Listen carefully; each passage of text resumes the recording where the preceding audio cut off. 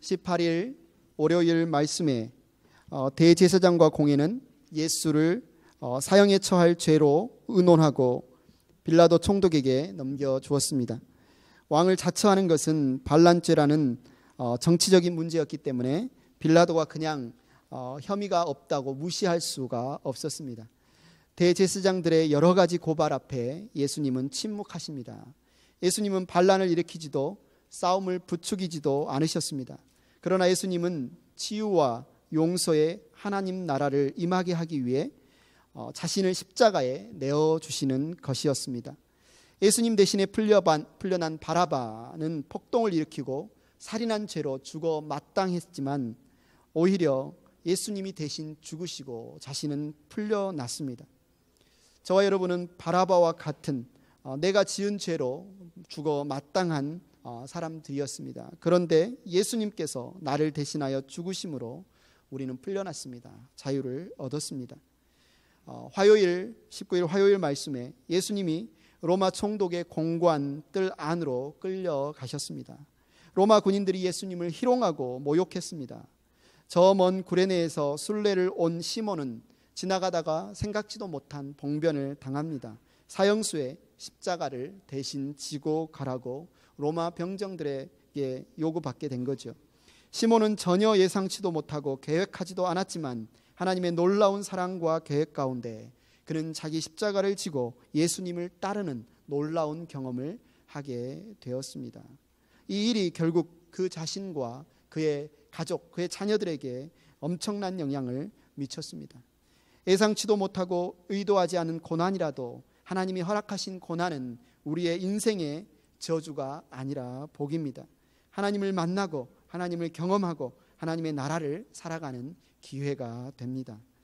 수요일 말씀에 예수님은 발가벗겨져 수치를 당하면서 십자가에 못 박히셨습니다. 로마 군인들은 오락거리로 예수님의 옷을 제비뽑기 해서 서로 나누어 가졌습니다. 십자가에 못 박힌 예수님을 향해 사람들은 끊임없이 조롱했습니다. 사람들은 예수님이 진짜 메시아라면 로마인들의 손에 십자가에 못 박히지 않아야 하며 지금 십자가에서 내려와 로마인들을 물리쳐야 하고 그가 진짜 왕이라면 그렇게 해야 된다고 생각했습니다. 그러나 마가복음은 예수님이 바로 유대인의 왕이요 온 인류의 왕이시기 때문에 지금 십자가에 머물러 계셔야 하고 이것이 왕으로서 받으신 임무이며 세상을 통치하는 방식이라고 말합니다. 우리는 사람들이 저주하고 조롱하고 욕하고 수치를 주는 그 자리에 내가 서는 것 자체가 잘못이라고 생각합니다. 그런데 예수님은 나를 위해 그렇게 하셨습니다. 나의 수치를 덮어주시기 위해서, 나를 무죄에 석방시키시기 위해서, 하나님의 원수가 된 나와 하나님을 화평케 하시기 위해서 예수님은 십자가에 못 박히셨습니다. 목요일 말씀에 예수님이 큰 소리를 지르시면서 숨지실 때 성전의 휘장이 위에서 아래로 두 폭으로 찢어졌습니다.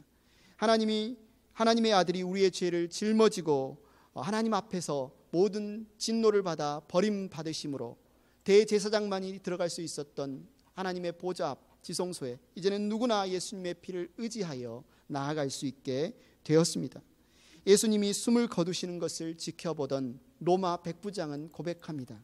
참으로 이분은 하나님의 아들이셨다.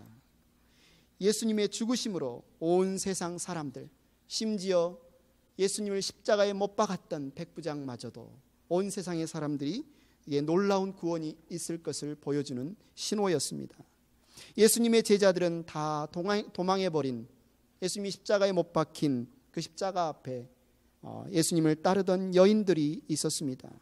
그 여인들은 예수님을 지켜보며 또 아리마대 사람 요셉은 반란 선동죄로 처형당한 예수님과 엮이는 것이 얼마나 위험하고 무서운 일인 줄 알면서도 담대하게 로마 총독 빌라도를 찾아가 시체를 달라고 합니다.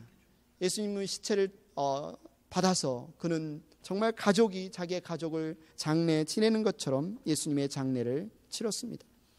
하나님의 사랑을 아는 사람들은 그 자리가 위험하고 의심받고 손해보는 자리라 할지라도 기꺼이 예수님을 사랑하는 자리에 설 수가 있습니다.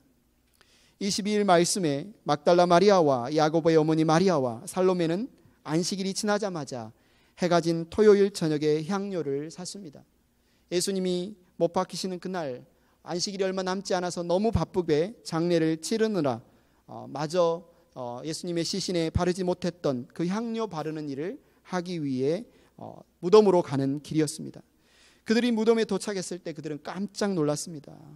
돌은 굴러져 있었고 흰 옷 입은 젊은 남자가 예수님의 시신이 있어야 할 자리에 앉아 있었기 때문입니다. 그 젊은 남자는 예수님이 죽은 자 가운데서 살아나셔서 여기 계시지 않고 갈릴리로 먼저 가서 제자들을 기다리고 계신다고 알려주셨습니다. 그리고 이 말을 베드로와 제자들에게 전하라고 말씀합니다. 이 여인들은 벌벌 떨며 넋을 잃고 뛰쳐나와 무덤에서 도망쳤습니다. 하나님이 먼저 우리를 사랑하셨기에 우리가 그것을 믿고 주님을 사랑하게 되었다면 이제는 주님을 사랑함으로 더욱 열심히 주님을 믿고 따라야겠습니다. 부활하신 주님을 만나고 그분이 주신 사명에 순종해야 하겠습니다. 토요일 말씀에 막달라 마리아는 부활하신 예수님을 만났고 예수님의 제자들에게 가서 부활하신 예수님에 관한 소식을 알렸습니다. 그러나 그들은 그 말을 듣고도 믿지 않았습니다. 시골로 가던 두 제자는 그 가는 길에 예수님을 만났습니다. 부활하신 예수님을 만나고 이들은 다시 예루살렘으로 돌아와 예수님의 제자들에게 이야기했지만 여전히 제자들은 그 사실을 믿지 않았습니다. 부활하신 예수님께서 11제자가 모여서 식사하실 때 그들을 찾아가 나타나셔서 그들을 꾸짖으셨습니다. 너희는 어떻게 왜 이리 믿음이 없느냐? 왜 이리 마음이 무디느냐?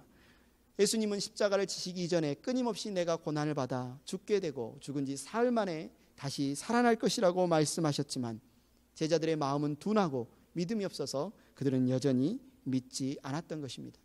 예수님은 그들에게 명령합니다. 온 세상에 복음을 전파하라.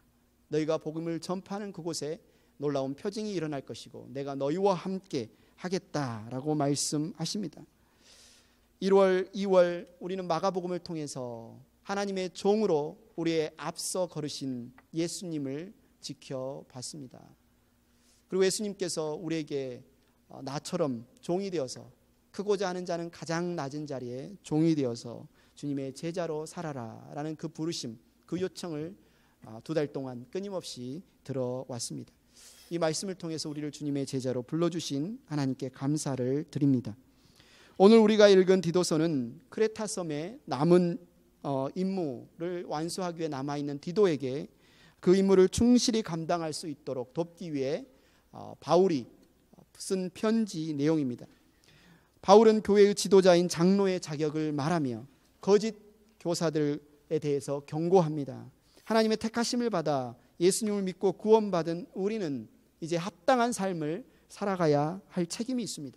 하나님의 청지기로서 우리는 순전한 하나님의 말씀 위에 또한 합당한 인격, 선한 인격을 갖추고 세상의 이 진리, 복음의 진리를 선포하는 책임이 우리에게 주어졌습니다.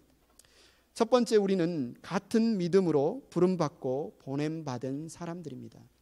오늘 본문 1절에서 4절은 우리는 같은 믿음으로 부름받고 보냄받은 사람인 것을 말합니다.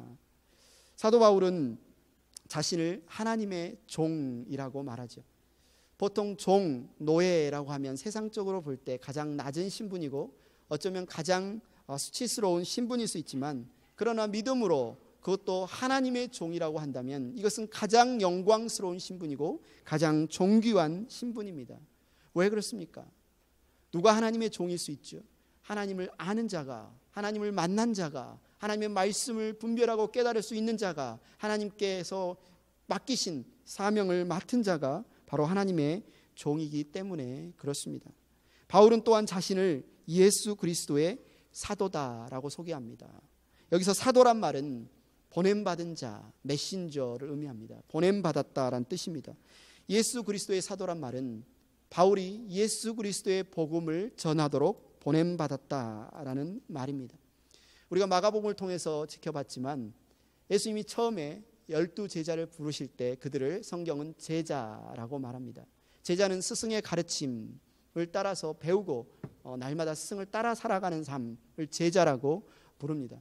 그러나 예수님께서 그들에게 복음을 맡기시고 그 복음을 전하도록 보내셨을 때 성경은 그들을 사도, 12사도라고 부르는 것을 볼 수 있습니다. 특별히 사도행전에 보면 오순절 성령 강림 이후에 그들이 성령이 충만하여서 부활하신 예수 그리스도의 복음을 전할 때 수많은 사람들이 예수님을 나의 구주, 나의 하나님으로 믿고 회개하고 예수님의 제자가 된 것을 볼 수 있습니다. 그들에게 복음을 전하던 자들은 사도였고 그 복음을 듣고 예수님을 믿는 자들은 제자였습니다.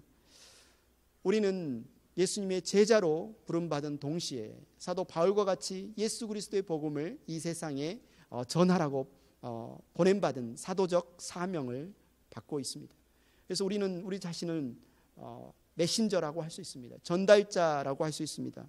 바울이 보냄받아서 예수님의 복음을 선포하도록 명령받은 것처럼 우리는 우리가 세움받은 자리에서 예수님에 대해서 선포해야 할 책임이 있습니다. 오늘 본문 1절부터 4절은 사도 바울을 하나님께서 택하셔서 사도로 세우신 세 가지 목적에 대해서 이야기를 해주고 있습니다. 바울을 사도로 택하신 첫 번째 사명은 하나님의 택하심을 받은 사람들의 믿음을 일깨워주기 위해서입니다. 하나님의 택하심을 받았다. 얼마나 놀라운 은혜입니까? 하나님이 특별하게 나를 택해 주셨다. 나를 불러주셨다. 얼마나 놀라운 복입니까? 성경에서 하나님이 택하셨다라는 표현을 쓸 때 이 택함은 구원받았다라는 의미와 동일하게 쓰여질 때가 많이 있습니다. 그런데 거기에서 멈추지 않습니다. 하나님이 택하셔서 구원하신 자들에게는 반드시 하나님이 사명을 맡기십니다. 하나님의 택함받은 사람이란 말은 하나님께서 우리를 구원하셔서 사명을 맡겨주신 사람이다 라고 볼 수 있습니다. 우리가 하나님께서 구원받아서 이 사명을 감당하기 위해서, 구원받기 위해 사명을 감당하기 위해서 가장 중요한 것은 무엇일까요? 그것은 바로 믿음입니다. 믿음이 없이는 우리가 구원받을 수 없습니다. 믿음이 없이는 하나님께서 우리에게 주신 사명을 감당할 수 없습니다. 그래서 하나님께서는 바울을 택하셔서 예수 그리스도의 사도로 삼으셔서 무슨 일을 맡기십니까? 하나님의 택하심을 받은 사람들의 믿음을 일깨우는 일을 맡기셨습니다. 하나님의 택하심을 받은 사람들의 믿음을 일깨우는 일을 맡기셨습니다. 그리고 이제 사도 바울은 동일한 임무를 누구에게 위임하고 있습니까? 오늘 보면 1장 4절은 이렇게 말합니다. 나는 같은 믿음을 따라 진실한 아들이 된 디도에게 이 편지를 씁니다. 하나님 아버지와 우리 구주 예수 그리스도께서 내려주시는 은혜와 평화가 그대에게 있기를 바랍니다. 지금 사도 바울은 그의 영적인 아들 디도에게 이렇게 말하고 있습니다. 우리는 같은 믿음을 가지고 부름받았습니다. 택함받았습니다. 사도 바울이 이 하나님의 택함받은 자들에게 믿음을 일깨우는 사명을 받았다면 동일하게 디도에게 그 사명이 있음을 알려주고 있습니다. 하나님께서 우리를 택하셔서 불러주신 이유, 저와 여러분을 택하셔서 구원해 주시고 맡기신 사명도 동일하다는 것입니다. 바로 형제 자매들의 믿음을 세워주기 위해서입니다. 여러분들은 어떻습니까? 어떻게 형제 자매들의 믿음을 세우는 일에 여러분 동참하고 있습니까?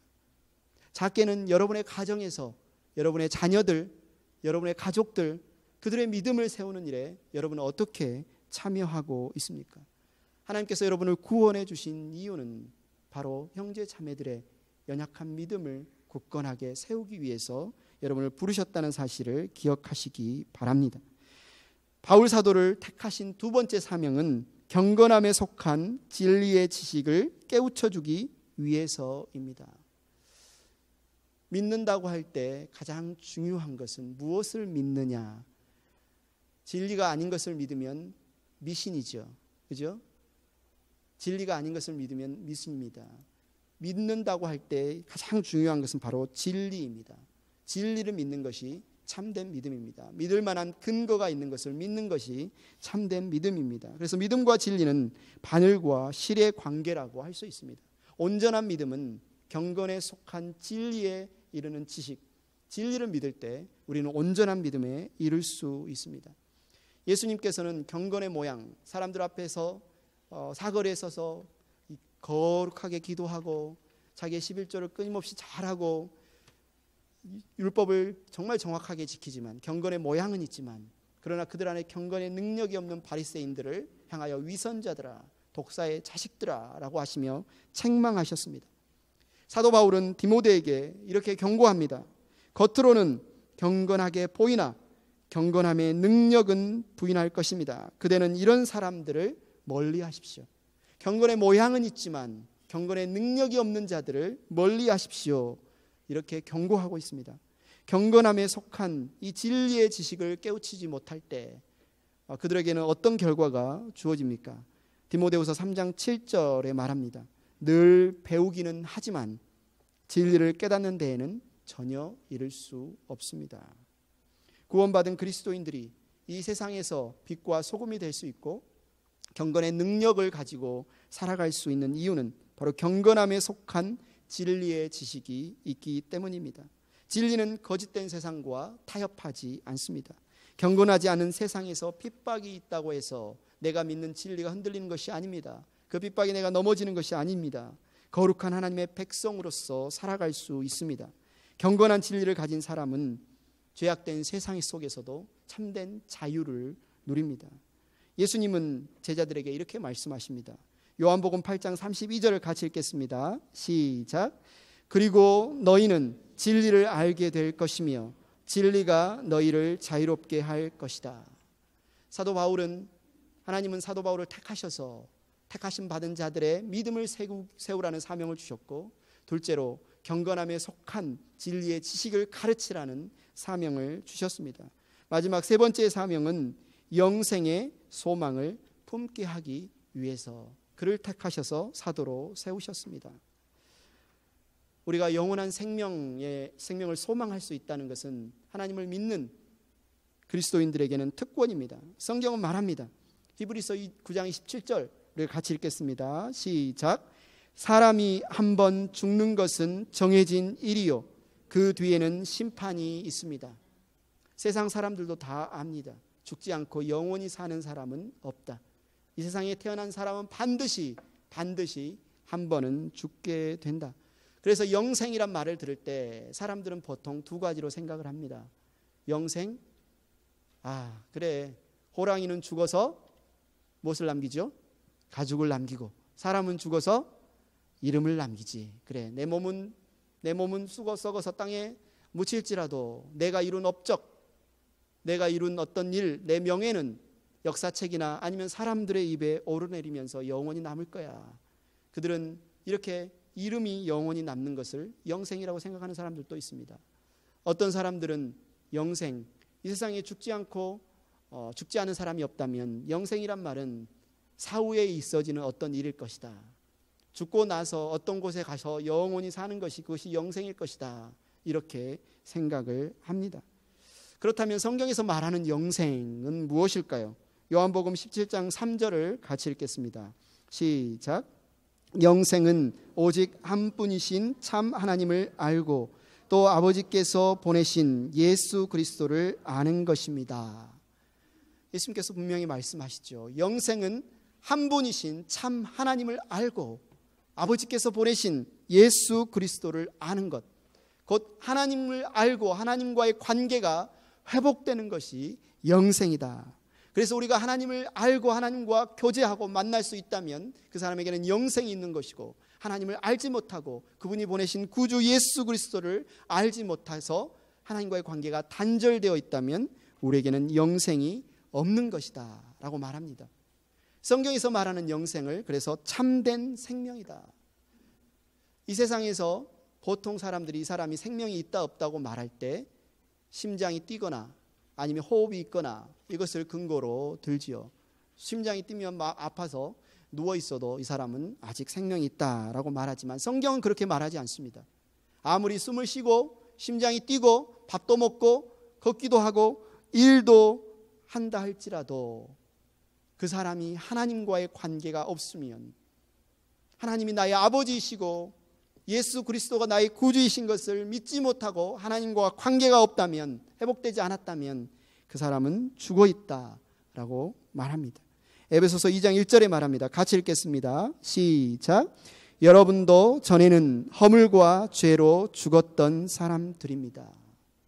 그렇습니다. 숨을 쉬고 있어도, 심장이 뛰고 있어도 하나님을 알지 못하면, 그분이 보내신 우리 주 예수 그리스도를 알지 못하면, 그분이 나의 구주, 나의 하나님인 것을 알지 못하면 죽은 사람들이라는 말이죠. 오늘 본문 2절에 사도 바울은 말합니다. 나는 거짓이 없으신 하나님께서 영원 전부터 약속해 두신 영생에 대한 소망을 품고 있습니다. 오늘 본문을 통해서 우리는 하나님께서 바울을 사도로 세우신 세 가지의 목적을 들었습니다. 첫째, 하나님의 택하심 받은 자들에게 믿음을 일깨워주기 위해서. 둘째, 경건함에 속한 진리의 지식을 가르치기 위해서. 셋째, 영원한 생명, 영생에 대한 소망을 품게 하기 위해서. 이 세 가지의 사명은 결국 다 하나님을 알고, 하나님을 믿고, 하나님 안에서 자라가고 닮아가고, 하나님 안에서 교제하고 살아가는 일과 밀접하게 관련되어져 있습니다. 결국 하나님께서 사도 바울을 세우신 것은 형제들 자매들에게 복음을 전하여서 그들이 하나님 안에서 영생을 누리며 살아갈 수 있도록 세우라는 말이죠. 오늘 말씀에 보면 2절에 보면 하나님은 거짓이 없으신 분이다. 하나님은 거짓이 없으신 분입니다. 하나님은 스스로를 속이지 못하십니다. 하나님이 한번 말씀하신 것은 반드시 행하시고 이루시는 분입니다. 그런데 하나님께서 우리로 하나님을 알고 우리 주 예수 그리스도를 믿고 그분과 사귐을 갖도록 언제부터 계획하셨느냐? 영원 전부터 계획하셨다. 저와 여러분이 이 자리에 앉아서 하나님 우리 아버지이신 것과 예수 그리스도께서 우리의 구주이신 것을 믿고 고백하고 찬양하고 예배 드릴 수 있는 이유는 하나님께서 영원 전부터 이렇게 하시겠다고 약속하셨고 하나님의 때에 그것을 이루셨기 때문입니다. 이 일을 이루신 것은 저와 여러분이 아닙니다. 하나님이 이루셨습니다.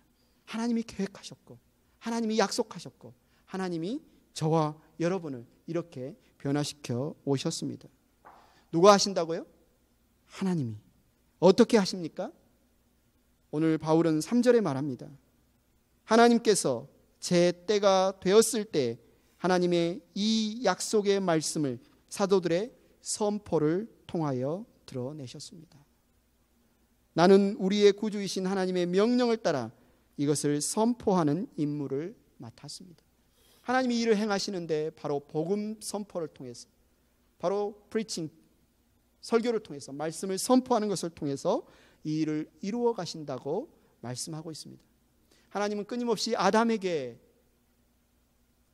그리고 아브라함에게, 모세에게, 다윗과 수많은 예언자들에게 하나님의 이 영생에 관한 약속을 말씀해 주셨습니다.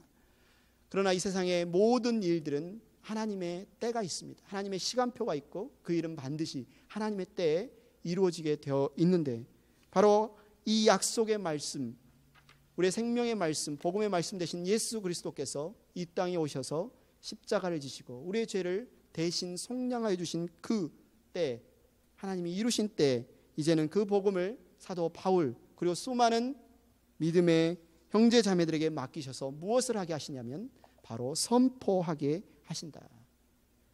다른 성경에서는, 다른 부분에서 하나님이 이렇게 말씀하시죠. 전도에 미련한 것을 통해서 하나님의 십자가의 복음이 증거된다라고 표현하고 있습니다. 이런 복음을 선포하는 임무는 1차적으로 사도들에게 맡겨진 사명이었습니다. 오늘 본문에서는 사도 바울에게 주어진 사명이었죠. 그런데 오늘 본문 4절 5절에 바울은 이렇게 말합니다. 나는 같은 믿음을 따라 진실한 아들이 된 디도에게 이 편지를 씁니다. 같은 믿음이다. 우리는 같은 믿음 위에 세워져 있고 같은 믿음을 세워가는 사람이다 라고 고백하고 있습니다. 하나님 아버지와 우리 구주 예수 그리스도께서 내려주시는 은혜와 평화가 그대에게 있기를 빕니다. 내가 그대를 크레타에 남겨둔 것은 남은 일들을 정리하고 내가 지시한 대로 성읍마다 장로들을 세우게 하려는 것입니다. 지금 이 복음을 선포하는 일, 복음을 선포하는 일이 자신에게만 주어진 사명이 아니라 같은 믿음으로 선택받은 영적인 아들인 디도에게도 주어진 일임을 밝히고 있죠. 뿐만 아니라 그것은 바울과 사도 바울만 하는 일이 아니라 이제 크레타 지역에 이 복음의 선포를 맡을 장로들을 세워서 그들이 또한 동일하게 맡아야 할 사명인 것을 말씀하고 있습니다. 여기서 말하는 장로, 그리고 우리가 읽었을 때 나오는 감독, 이 장로와 감독은 같은 직분입니다. 하나님의 말씀을 전파하고 교회를 섬기는 지도자들을 말하고 있습니다. 사도행전 20장에 보면 이 내용을 우리가 잘 알 수 있는데요. 사도행전 20장 17절에 이렇게 적혀 있습니다. 바울이 밀레도에서 에베소로 사람을 보내어 교회 장로들을 불렀다. 누구를 불렀다고요? 교회 장로들을. 이 상황이 어떤 상황이냐면 이제 하나님 성령께서 인도하셔서 바울이 예루살렘으로 올라가는 길입니다. 그런데 무엇을 예언하셨냐면 성령께서 바울이 예루살렘으로 올라가면 감옥에 갇혀서 잡히는 자의 몸이 되어서 로마에 가서 황제 앞에 서야 될 것을 말씀해 주셨습니다. 그래서 마지막으로 개척에서 복음을 전해서 세운 장로들을 다 불러서 마지막 고별사를 하는 장면이 바로 사도행전 20장이 말씀인데, 쭉 고별사를 하고 나서 20장 28절에 이렇게 말합니다. 여러분은 자기 자신을 잘 살피고 양떼를 잘 보살피십시오. 성령이 여러분을 양떼 가운데 감독으로 세우셔서 하나님께서 자기 아들의 피로 사신 교회를 돌보게 하셨습니다. 지금 누구를 불러서 하신 말씀이에요? 장로들을 불렀어요. 그런데 그들을 뭐라고 부르고 있습니까? 감독으로 세웠다. 그들이 해야 할 일은 뭐라고 말합니까? 자기 자신을 잘 살피고 양떼를 잘 보살피는 일, 하나님께서 자기 아들의 피로 사신 교회를 돌보게 하시는 일. 그래서 우리 침례교회에서는 성경에 나온 직분은 두 가지라고 믿습니다. 장로의 직분과 집사의 직분. 그래서 장로의 직분은 말씀을 가르치고 교회를 섬기는 지도자, 집사의 직분 역시 교회를 섬기고 봉사하는 직분이라고 믿습니다. 여기서 말하는 장로와 감독은 같은 직분의 다른 표현입니다. 이들은 각 교회의 지도자로서 양떼를 보살피고 교회를 돌보라는 사명을 받았습니다. 이것은 하나님께서 사도 바울을 택하셔서 믿음을 가르치고 믿음으로 세우고 경건에 이르는 진리의 지식을 가르치고 영생에 이르는 소망을 품게 하라고 주신 사명과, 그리고 디도에게 맡긴 사명과 이 장로들에게 맡긴 사명이 동일하다는 것이죠. 이 사명은 그리고 바로 저와 여러분에게 하나님께서 주시는 사명입니다. 하나님께서 우리 모두를 양떼를 돌보는 목양하는 자로 세우셨습니다. 물론 작게는 우리는 우리 가정에서 목양의 직분을 받았습니다. 우리의 자녀에게 주의 진리로, 주의 말씀으로 훈계하라고 에베소서에 말씀한 것처럼 우리는 가정에서 하나님의 말씀으로 목양해야 할, 우리의 자녀를, 가정을 목양해야 할 책임이 있고, 혹자는 어떤 형제 자매들은 목자로 세움을 받아서 목장에서 하나님의 말씀으로 목원들을 가르치고 기도하고 섬겨야 할 사명이 있습니다. 우리는 모두 하나님의 청지기로 세워져 가는 사람들입니다.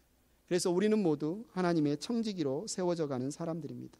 바울이 사도로 택함 받은 것은 바울이 사도가 된 것 그 자체의 의미가 있는 것이 아니라 보냄받은 곳에서 감당해야 할 그 사명의 의미가 있는 것입니다.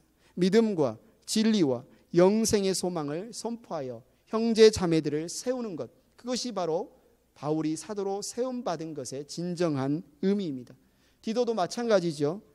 디도도 크레타에 남겨진 그 목적은 남은 일들을 정리할 뿐만 아니라 그곳에 복음을 선포하고 목양해야 할 일꾼들을 세우는 그 일이 그에게는 중요한 일입니다.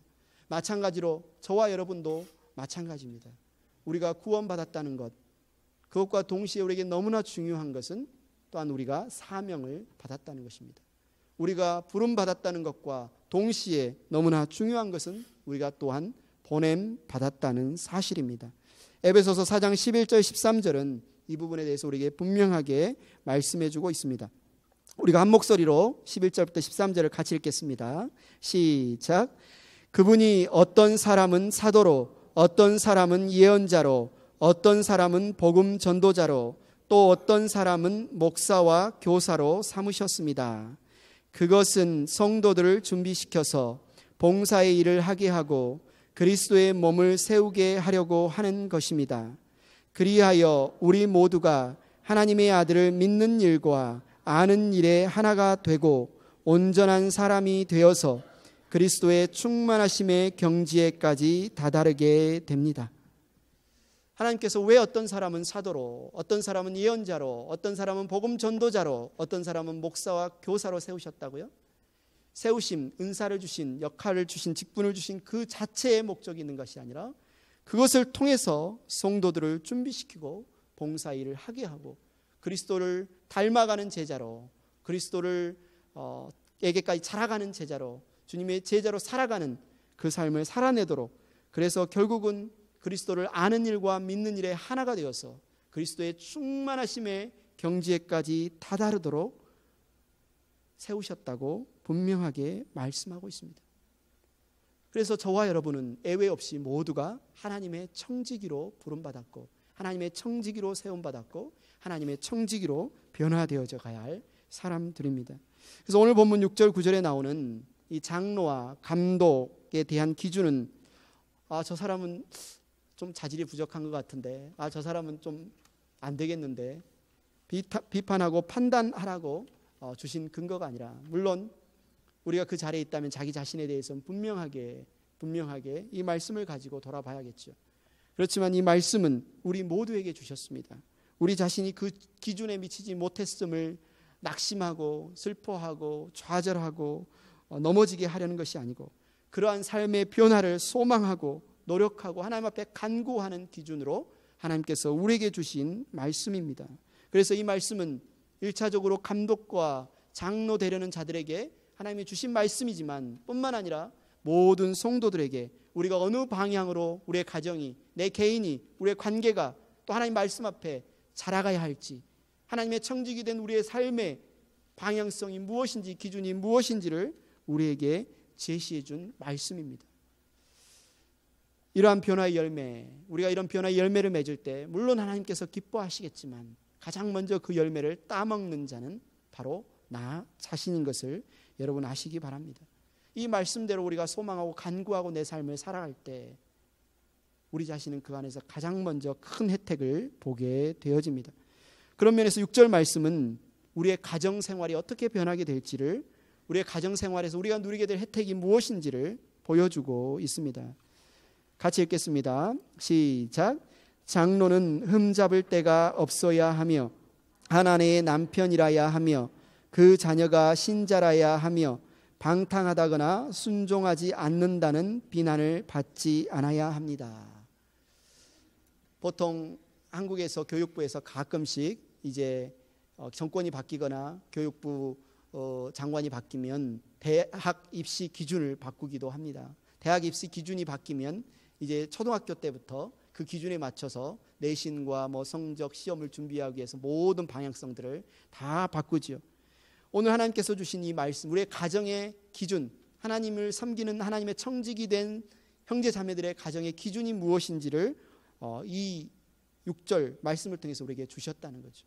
우리는 이 기준을 통해서 흠잡을 데가 없고 한 아내, 바람 피우고 두 집 살림하는 그런 사람이 아니라 한 아내의 남편이고 그 자녀가 하나님을 믿고 또 방탕하거나 부모에게 순종하지 않는 자가 아니라 부모에게 순종하는 그러한 가정을 꾸려나가는 것, 그리고 그런 가정이 이루어졌을 때 그 가정 생활을 하는 저와 여러분의 기쁨은 얼마나 크고 놀랍겠습니까?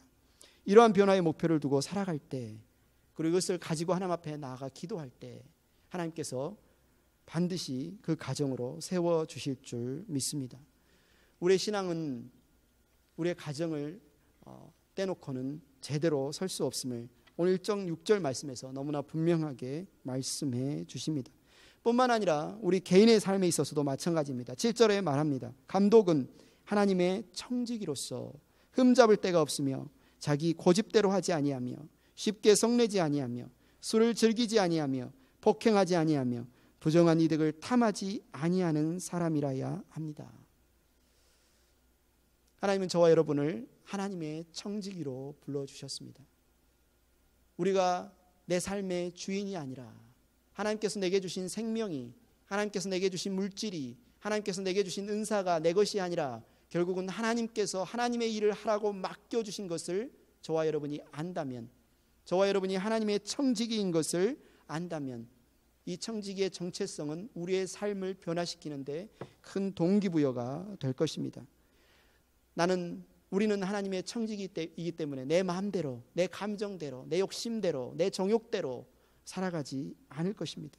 왜냐하면 나의 주인은 하나님이시고 나는 하나님의 종으로 부름받았으며 지금 내가 서 있는 이 가정과 내가 만나는 나의 사람들과 일터는 하나님께서 나를 사도적 사명을 주셔서 보내셔서 그리스도의 복음을 증거하라고 선포하는 현장이기 때문에 그곳에서 나는 나의 뜻대로 내 마음대로 사는 것이 아니라 하나님의 뜻이 무엇인지 분별하고 하나님의 뜻대로 살아갈 것이기 때문이죠.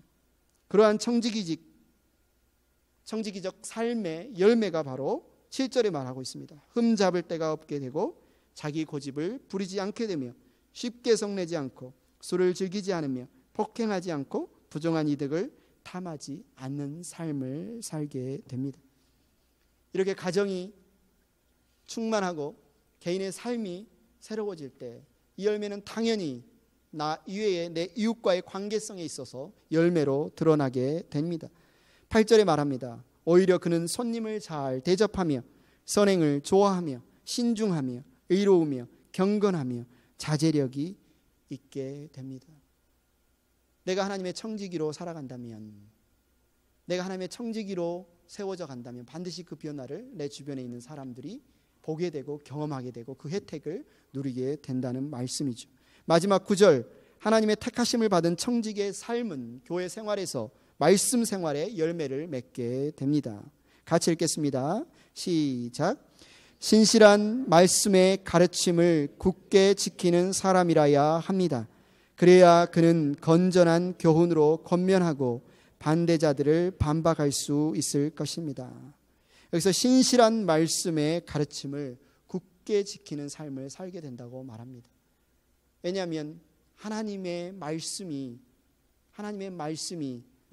반드시 성취될 것이기 때문에 우리가 앞으로 우리의 삶에 또 내게 맡기신 사명에 무슨 일이 일어날지 알기를 원한다면 우리는 끊임없이 하나님의 말씀을 보아야 합니다. 왜냐하면 하나님은 말씀하시고 거짓을 행하지 않으신 하나님께서 말씀대로 반드시 성취하시기 때문에 그렇습니다. 그래서 신실한 말씀이라는 말은 믿을 만한 말씀, 믿을 가치가 있는 말씀, 믿을 수 있는 말씀이라는 뜻입니다. 그 믿을 수 있는 말씀, 신실한 말씀을 우리가 배우고 그 가르침에 굳게 서는 삶, 그 삶이 청지기적인 삶, 그리고 하나님의 택함 받은 자들의 또 보냄 받은 자들의 삶에 있어서 너무나 중요하다는 것이죠. 진리 위에 서 있어야 우리는 형제 자매들을 믿음 위에 굳게 세울 수 있습니다. 그리고 거짓을 말해서 하나님의 진리에 반대하는 자들에게 올바르게 반박할 수 있습니다. 하나님은 사도 바울을 택하셨습니다. 하나님께서 사도 바울을 택하신 이유는 택함 받은 자들에게 믿음을 가르치고 경건에 속한 진리의 지식을 가르치고 영생에 대한 소망을 품게 하기 위해서입니다. 영생이 무엇입니까? 영생은 한 분이신 하나님을 아는 것이고 하나님이 보내신 예수 그리스도를 아는 것이고 그분과 날마다 사귐을 갖고 친밀한 교제를 갖는 것입니다.